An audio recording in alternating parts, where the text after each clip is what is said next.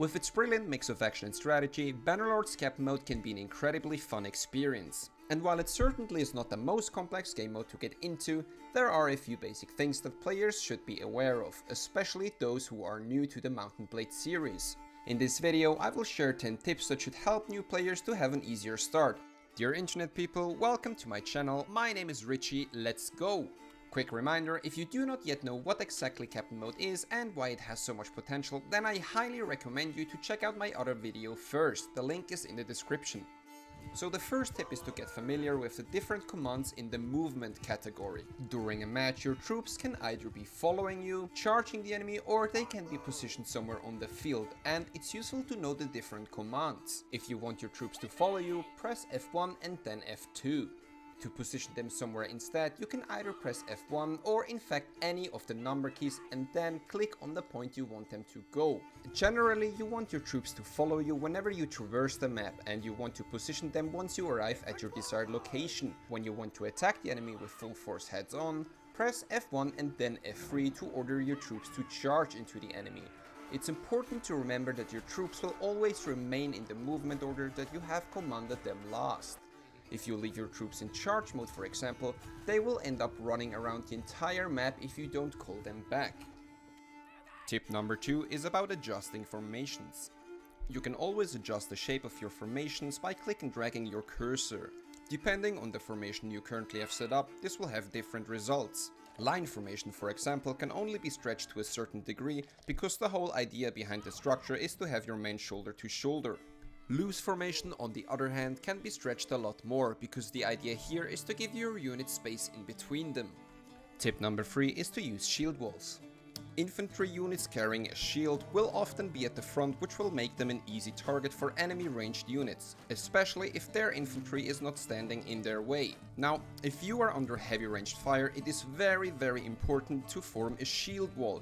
This is done by pressing F3 and then F2. The reason why this is so important is because otherwise your units will not actively protect themselves even though they carry a shield and are being shot at by archers, so definitely keep that in mind.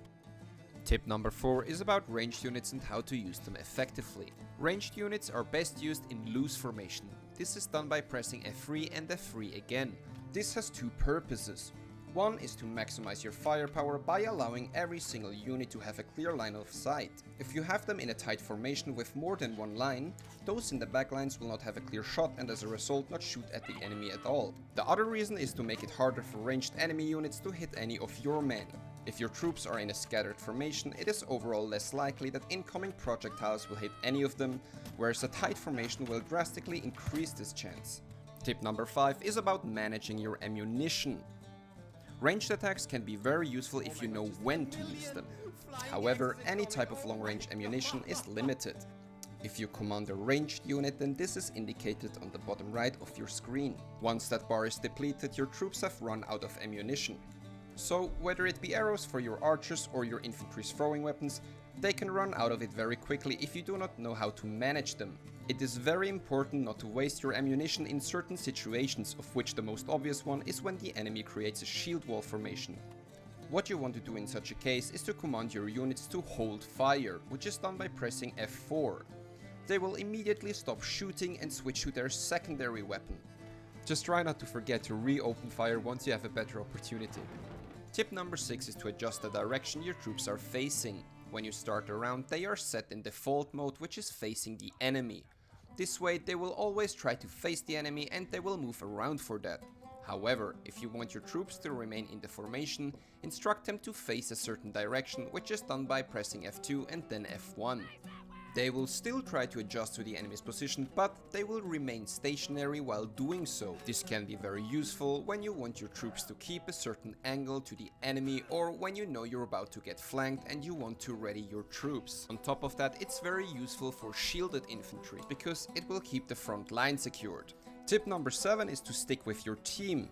This tip may seem fairly obvious, but nonetheless it's a very important one. If you split from your team, you and your troops become a very easy target if more than one enemy squad should attack you. Now, this may apply more to ground units since cavalry units can escape a lot faster, but even they can be caught off guard. If this should happen, then this will give the enemy team an easy advantage in the match by eliminating an entire squad without losing too many of their own men. If you play with an actual team that uses communication, you certainly can go alone, as long as your entire team is aware of it and ready to aid you should you be in trouble. Oh, thanks, man. Thank you so much. On the other hand, staying together will punish the enemy team if they should do this mistake themselves, and this is actually one of the easiest ways to win as a team. Tip number 8 is about how to deal with ranged units. If you get attacked by an archer squad that is very far away, don't simply start to chase them. They can significantly weaken your manpower by killing or injuring your troops. Even approaching them with a shield wall can be tricky because your units will slow down and their archers might just run away. I would advise you to remain stationary with the shield wall, especially if you have enough manpower left, as this will probably just waste the enemy's ammunition. Alternatively, you can always go somewhere where they can't reach you. If you have to deal with the enemy's ranged units, wait until a good opportunity presents itself, such as when they get harassed by another squad or when you can approach them without being spotted instantly. Tip number 9 is about making your units follow you faster. This one applies to ranged units and infantry units carrying a shield. If you want your ranged units to follow you faster, whether it be to relocate quickly or to escape incoming enemy troops, make them hold fire. That way they will not attempt to shoot while on the move. For infantry units with a shield, it's important to know that they will move more slowly if you still have them in a shield wall formation. Therefore, just give them the order to change into a regular formation and they will gain speed. The last tip is to customize your units before battle. When you choose a certain unit type, you can always adjust parts of their equipment and if they are mounted units, their horses as well. This allows you to find your preferred playstyle and it gives you a certain degree of flexibility when it comes to reacting to your opponent's strategies. Alright, so if this video was of any help to you, please leave a like and perhaps even subscribe, that would be awesome. As always, thank you so much for watching, see you next time, bye.